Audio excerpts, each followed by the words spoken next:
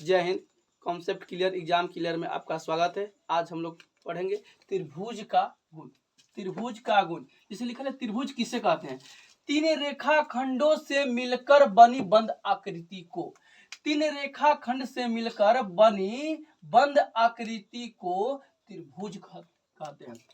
तीन रेखाखंड से मिलकर बनी बंद आकृति को बोलते हैं त्रिभुज कहते हैं। त्रिभुज को हम किसके द्वारा सूचित करते हैं? इसके द्वारा। त्रिभुज को प्रायः इस प्रकार हम सूचित करते हैं। देखिए त्रिभुज, त्रिभुज हमारा चित्र ऐसे बनता है ए बी सी। त्रिभुज हम ऐसे भी बना सकते हैं, ये भी त्रिभुज है। तीन रेखा रहना चाहिए, अब तीनों बंद रहना चाहिए, उसे कुछ बोलेंगे त्रिभुज कहेंगे। क्या कहेंगे? त्रिभुज कहेंगे। पूछेगा कोई कि त्रिभुज में कितना शीर्ष होता है, कितना कोण होता है और कितना भुजा होता है? त्रिभुज में कितना शीर्ष होता है, कितना कोण होता है, कितना भुजाएं होती है? तो त्रिभुज में तीन शीर्ष होती है, तीन कोण होती है और तीन भुजाएं होती है। तो त्रिभुज में तीन शीर्ष, तीन कोण, तीन भुजाएं होती है। और शीर्ष तुम्हारा क्या है? तो ए बी सी। आपका शीर्ष हो गया ए बी सी। आपका कोण क्या हो गया? तो कोण देखिए यहाँ पर कोण ए, कोण बी, कोण सी।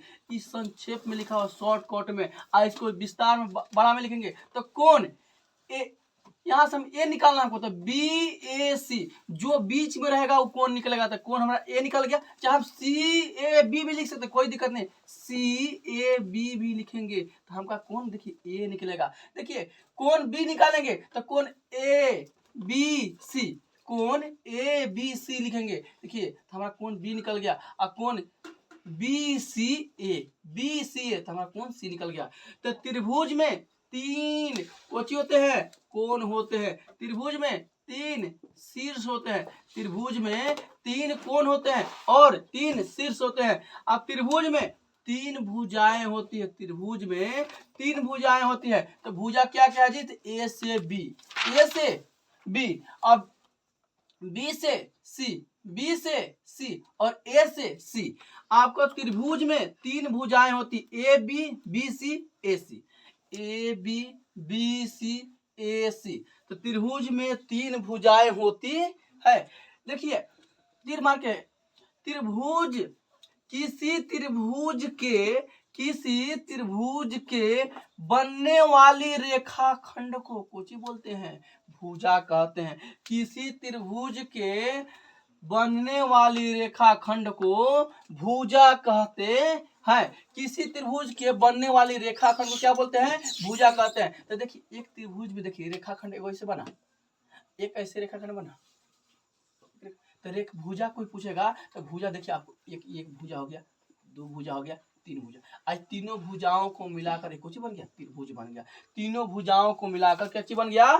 त्रिभुज बन गया। तो किसी त्रिभुज से बनने वाले रेखाखंड को क्या बोलते हैं?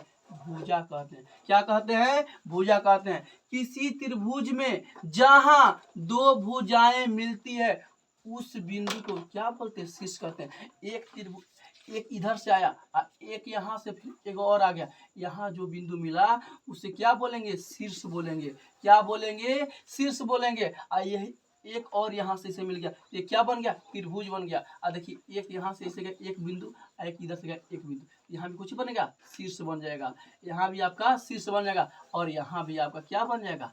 शीर्ष बन जाएगा। तो आप लोग शीर्ष समझ गए कि किसी त्रिभुज में जहां दो भुजाएं मिलती है उस बिंदु को कोची बोलते हैं? शीर्ष कहते हैं या शीर्ष बोलते हैं। त्रिभुज ए बी सी में शीर्ष ए का सम्मुख बिंदु, शीर्ष ए का, तो शीर्ष ए है हमारा, देखिए ऊपर है, शीर्ष ए का सम्मुख बिंदु आपका क्या होगा? बी सी होगा। इसके सामने वाला भुजा क्या होगा? B C. सम्मुख मतलब सामने वाला। अब बी का सम्मुख, बी का सम्मुख, बी का सम्मुख भुजा, बी का सम्मुख भुजा क्या होगा? बी के सामने भुजा आपका ए सी हो जाएगा और सी का सम्मुख भुजा क्या हो जाएगा? ए बी हो जाएगा। तो त्रिभुज ए बी सी में शीर्ष ए का सम्मुख भुजा बी सी, बी का सम्मुख भुजा ए सी तथा सी का सम्मुख भुजा ए बी होता है। त्रिभुज का वर्गीकरण, त्रिभुज कितने प्रकार के होते हैं इसके बारे में हम लोग जानेंगे। देखिए त्रिभुज के लंबाई के त्रिभुज का वर्गीकरण, त्रिभुज के लंबाई के आधार पर, एक त्रिभुज के लंबाई के आधार पर पढ़ेंगे और दूसरा पढ़ेंगे त्रिभुज के माप के आधार पर। यह कितना प्रकार का होता है, त्रिभुज के माप त्रिभुज के माप के आधार पर कितना प्रकार का होता है, हम लोग आगे अगला वीडियो में देखेंगे, इसके बारे में पूरा डिटेल जानकारी लेंगे। देखिए एक क्वेश्चन दिए हुए, एक त्रिभुज में कितना रेखाखंड होता है, एक त्रिभुज में कितना रेखाखंड होता है, आप लोग कमेंट बॉक्स में इसका आंसर दीजिएगा। वीडियो अच्छा लगे तो हमारे चैनल को सब्सक्राइब कीजिए, लाइक कीजिए, शेयर कीजिए, ज्यादा से ज्यादा शेयर करने का प्रयास कीजिए। जय हिंद।